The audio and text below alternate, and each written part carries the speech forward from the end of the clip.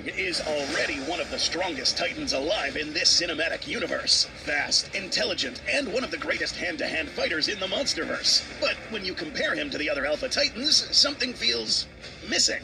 Godzilla has atomic breath, storms fall to command under Ghidorah, and Shimo can start an ice age at a whim. All meanwhile, Kong is tying up knots and swinging an axe. It's cool stuff, but it still falls short of devastating power, so we want more. What if Kong was subjected to evolution and his body developed a weapon of his own? How could Kong's body harness and store energy and unleash power unlike his species has ever seen? Today on Goji Center, Titanus Kong will leave handheld weaponry behind and show off his new electric powers, reminiscent of the 1962 film, but taken to the next level. Not only will we showcase what this would look like, but also how it could work, using a lore-compatible explanation of how his body handles almost unlimited power, and what the effects would be of using this weapon on other Titans. Goji Center presents Kong with lightning powers.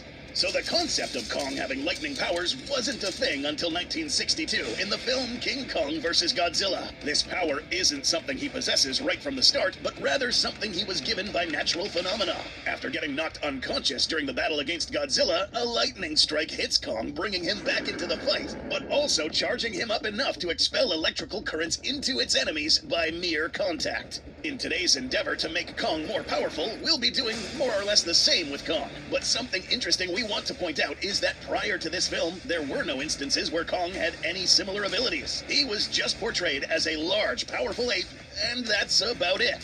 Since 1962, the concept of Kong getting electrical powers has been something that the Kong fanbase has been waiting to see on the big screen once again. And we have some optimistic news for you. The Monsterverse is the best place for this to happen again.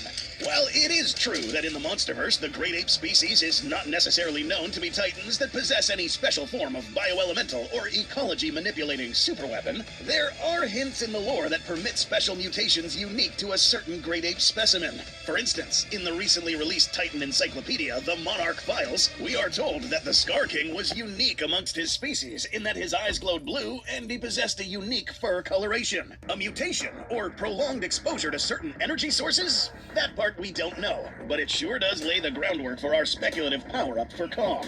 If the lore permits a certain great ape specimen to adopt unique traits, then the same logic will apply here. Just like Scar King, Kong's biology will have to change a bit in order to be able to adopt new characteristics. But this isn't just any adaptation. This is energy wielding we're talking about. Kong's internal biology will have to change if he's to wield lightning without killing himself. And here's how it could happen. There are three main components Kong needs in order to effectively and safely expel this much energy without cooking himself. And we'll be borrowing some adaptations found in real-life animals. Right now, the Monsterverse Kong is built for raw physical combat. His massive muscular build generates incredible strength and a skeleton that can withstand titanic impacts. His nervous system is likely no different than ours. The brain sends signals through the nerves, and then those nerves follow command. However, these structures are not made to generate or carry enormous amounts of electricity. If Kong suddenly produced millions of volts, the energy would travel through his body uncontrollably, damaging muscles, organs, and even worse, frying his own brain.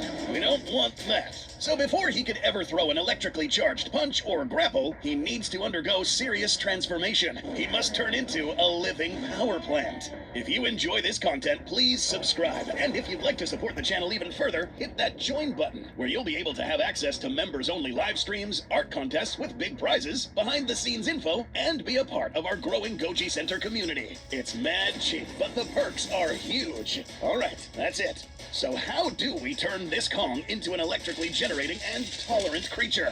Well, we can look at real-life examples. Many of you immediately are thinking of electric eels. And yes, that is what we will be using to borrow a certain kind of cell. They already produce powerful electrical discharges using cells called electrocytes. These are pretty much tiny living batteries. But Titans need something bigger, so a creature like Kong would have to use an enormous organ running underneath the muscles of his back and shoulders, packed with billions of these cells. This organ really is a sort of muscle, but instead of contracting, it produces voltage. In this scenario, we'll call it the dorsal electroplax, one on each side of the back muscles. Over time, these organs would slowly build up electrical energy using nutrients from food and possibly even hollow earth radiation. This is handy because in order to produce vast amounts of energy to even cause cause harm to another Titan, Kong would need to eat a vast amount and a specific kind of food. Let us explain. Electricity in animals depends a lot on the minerals they eat. These are what allow the electrocyte cells to generate voltage. Electrical eels convert the food they eat, chemical energy, into electricity. And Kong would need an absurd amount of food to keep this weapon effective. So living down here in the Hollow Earth would make a lot of sense, since there are more kinds of food readily available, and if not, then just absorbing energy from radiation-rich locations might supplement. In terms of prey, Kong would have to seek out mineral-rich food, and now begin gnawing on bones of titans, regularly attacking aquatic kaiju rich in sodium and electrolytes, eating the organs such as liver, heart, or even drinking the blood of the kaiju. Nothing will go to waste from now on, and we'll be witnessing Kong literally scooping up the blood of his kill in order to keep his batteries full and ready to go. So you could say Electric Kong is now much more Violent Kong, not because he wants to, but because he has to, in turn turning him into an even better fighter. There are other effects that will change Kong's body dramatically, but we'll cover those later. Right now, though, Kong now has the appropriate electrocyte cell cluster in close proximity to his arms, and his diet is now different. Now we need to prevent him from frying himself. We have the batteries. Now we need the appropriate conductive tissues, almost like biological power lines, which safely carry electricity from the storage organs in his back down to his arms. But that's just half the challenge. We need insulation. His organs, such as his heart, lungs, and brain, will now be wrapped in insulating layers of fat, and connective tissue will serve as a shield from all this energy. Now all the electricity will only travel through controlled pathways instead of spreading throughout the body. Now we're ready to deploy this weapon. And there are better ways to do this. Rather than turning into Kaiju Palpatine firing lightning bolts across long distances, the most efficient approach would be to turn his hands into bioelectrodes. Basically an organ that transfers the energy into something else. His palms and knuckles would evolve highly conductive tissues that channel electricity into anything they strike. The moment Kong lands a punch or grabs another Titan, the stored electrical charge would surge into the opponent, turning this attack into a devastating punch-zap combo. Whatever he punches could potentially severely bruise or break bone. Now adding the electric punch, we're talking about violently convulsing muscles causing extreme pain. If getting punched by Kong hurts already, this would be 5 times more painful and damaging. Kong's stats, if this were a video game, would be the following. If his attack were at 80, it's now 160. His defense would stay the same at 60, dexterity 100, agility and speed both at 90. These are subjective numbers, just to show how much more powerful Kong's attack would be compared to before. That beast glove? No longer necessary. Kong's skeletal build along his arms would adapt to being able to withstand this much power repeatedly, hardening his bone much more than before, therefore increasing his punching power. And what about muscle mass? Remember that since Kong is now eating more, absorbing more energy, and being more active, the constant strain on his muscles while hunting and moving and fighting other energy-rich titans, in combination to his higher caloric intake, would actually help Kong increase in muscle mass, at least his arms, back, and chest muscles. Not only is Kong now more powerful, he's also a bit more swole and heavier. Now known as Tonitrus Kong, or the Thundering Kong. Still measuring at 337 feet in height, but now weighing 98,000 tons, the great ape now stands level in terms of weaponry to the other titans, thanks to its devastating effects. Getting caught in the hold of this titan is seeing death in the face. Its special battle maneuvers include the Arc Hold, holding a kaiju in chokehold position, transferring millions of volts into its enemy, using the opponent's own neck muscles to convulse so violently the neck bones might snap themselves if held long enough.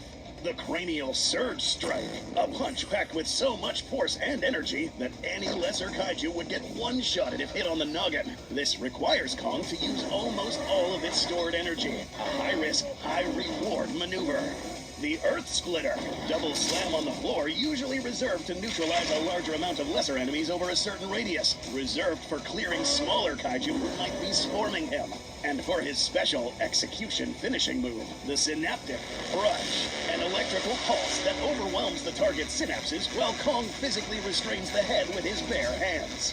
Are these powers enough to defeat Godzilla? Would this level the playing field against the king of the monsters, especially if fighting on Kong's home turf? Let us know your thoughts in the comments. Subscribe and get ready for more GXK Supernova content on Goji Center.